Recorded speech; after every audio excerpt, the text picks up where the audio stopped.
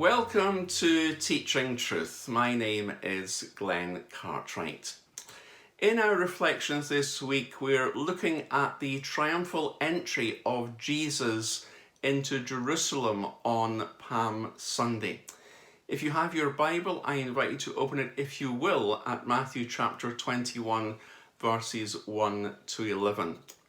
Yesterday we were thinking about the display of humility that Jesus made as he entered Jerusalem, in contrast to the displays of power that the city of Jerusalem would have been used to with people of importance entering that city.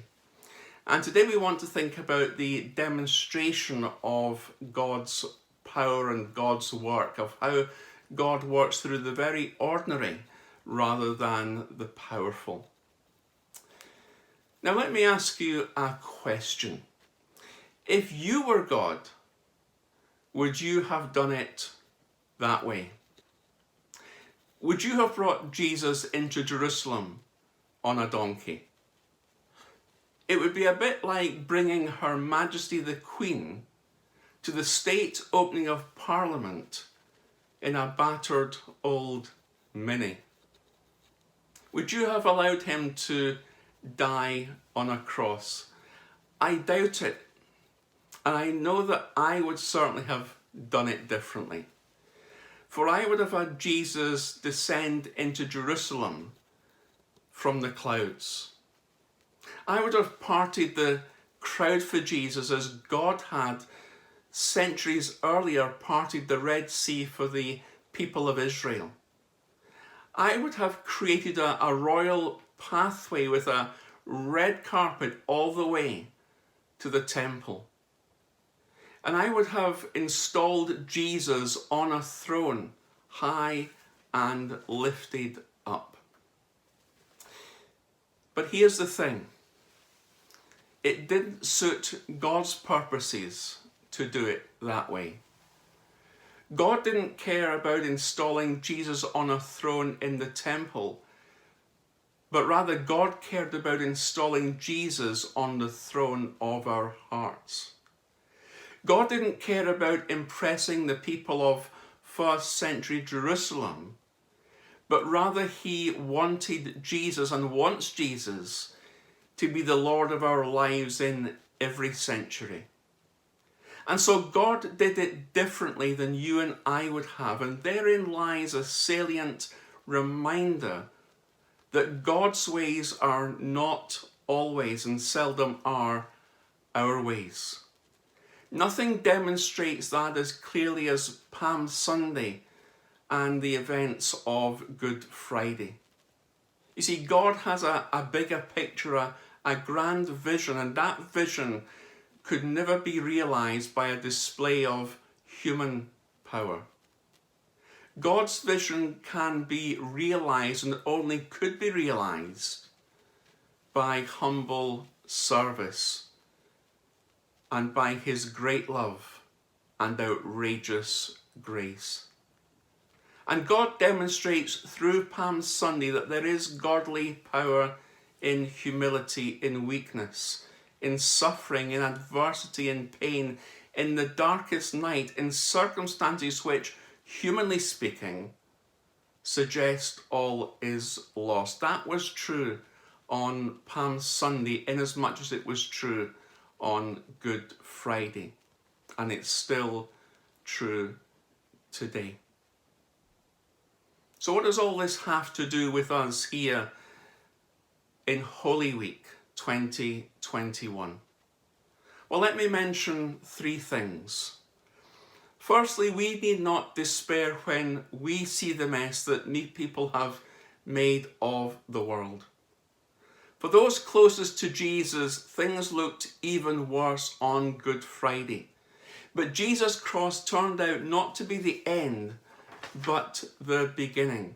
Turned out not to be defeat, but the prelude to victory.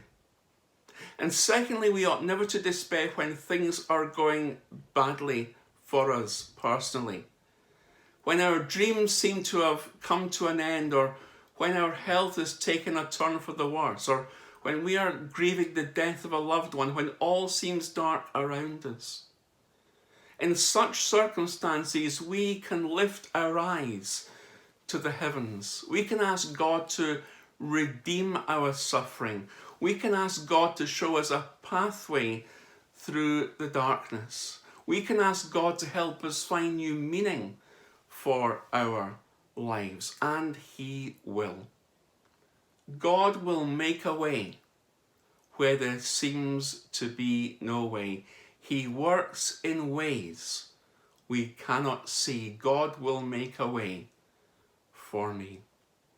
And thirdly, let's never forget how much power there is in godly humility, godly service, and godly love. I know of people who have great earthly power and great wealth, but who have little time for God. And yet I know others whose only power is their humility, their service, and their love. Simply look at the life, the witness, and the example of the late Reverend Dr.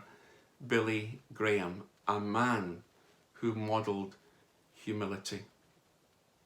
Now, don't for a second misunderstand me, because I believe that in some cases, people with earthly power can use that power for the glory of God.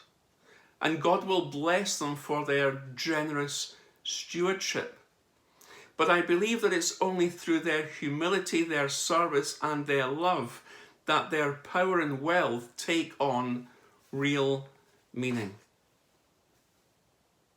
But the lives of those who have no power and no wealth, who only have humility, service, and love, those lives also have great meaning, and that may well be you.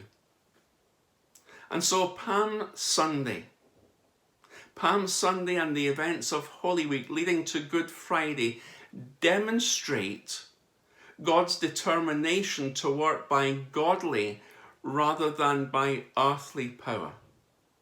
And so if you, in listening to this or watching this, feel you are insignificant and feel you have little power and are perhaps just a number, the truth of Palm Sunday, indeed of Easter itself, is that you have a special place in God's grand plan. You see, you were planned for God's pleasure. You were shaped for serving God, and you were made for a mission. God can and God will do wonderful things through you as you render humble service in godly love. God bless you.